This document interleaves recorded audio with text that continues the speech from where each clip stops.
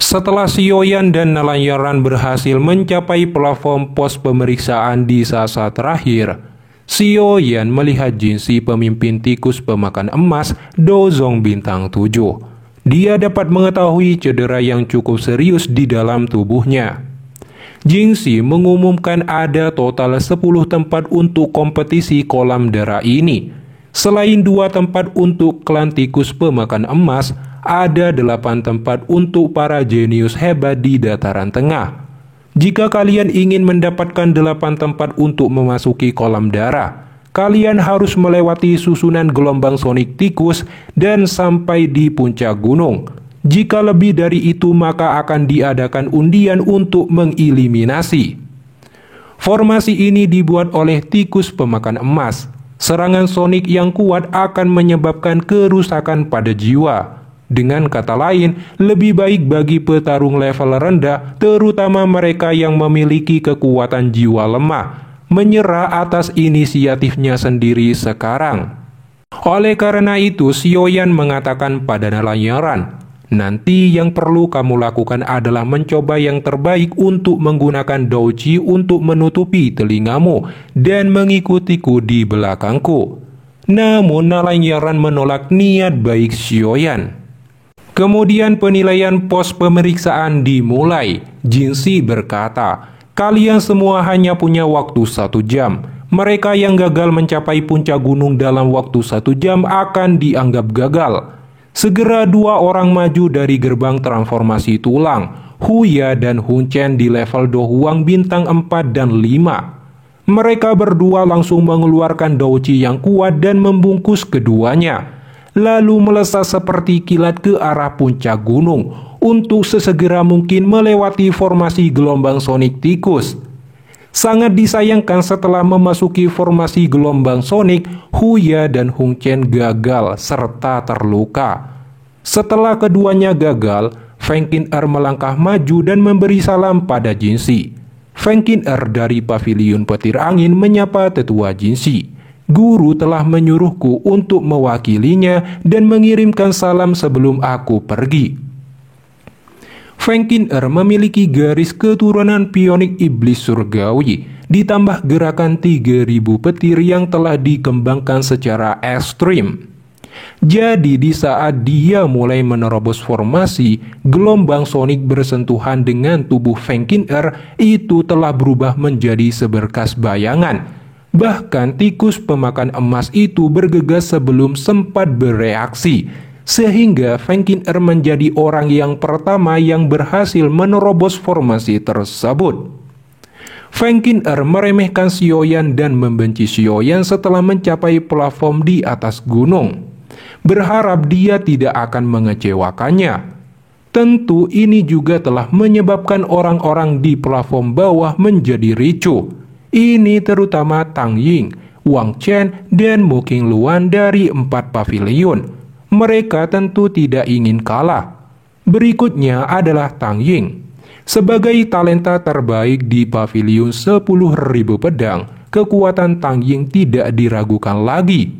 Sebelum memasuki formasi gelombang suara pasang tikus, Tang Ying langsung memamerkan teknik rahasia pengendalian pedang unik 10.000 pedang.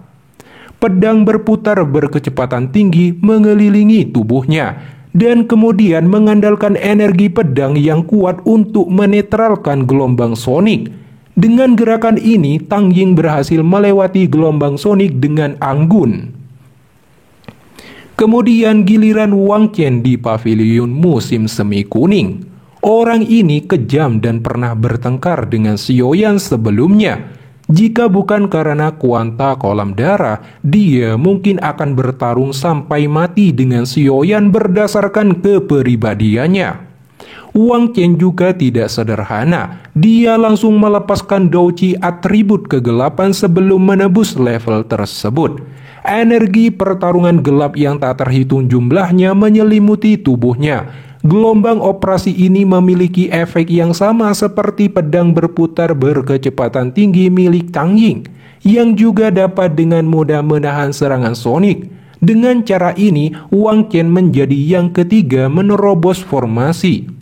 Kemudian adegan pembuka terjadi. Mu Qingluan maju dari paviliun bintang jatuh dan murid elit Feng Xian. Mu Qingluan langsung mengeluarkan seruling yang bertipe serangan gelombang sonik. Jadi saat gadis itu meniup seruling, serangan sonik saling bertabrakan. Memanfaatkan kesempatan itu, Mu Qingluan dengan mudah melewati susunan formasi gelombang sonik. Setelah keempat jenius berhasil menerobos, Xiao Yan tidak bisa lagi duduk diam. Untuk menunjukkan kekuatannya, Xiao Yan juga membawa Nalanyaran melewati gelombang sonik bersama-sama. Xiao Yan dengan kekuatan Daoqi-nya, dia mampu menahan serangan sonik dengan paksa. Namun Nalanyaran tidak demikian. Meski Daoqi dilepaskan semua untuk membentuk pelindung dari serangan sonik di berbagai arah. Dan walaupun sekarang dia berada di belakang Xiao Yan untuk meringankan bebannya, namun karena intensitas serangan sonik akan semakin kuat seiring bertambahnya jumlah orang, terutama tekanan akan berlipat ganda jika bersama. Jadi akhirnya Nalanyaran sudah tidak kuat lagi. Pandangannya mulai memudar dan hendak menyerah. Di saat tubuh Nalanyaran terjatuh, Xiao Yan menggunakan gerakan 3000 petir yang langsung menyelamatkannya. Lalu Xiao Yan melangkah maju menghadapi serangan kuat gelombang sonik sembari memegang erat tangan Nalanyaran.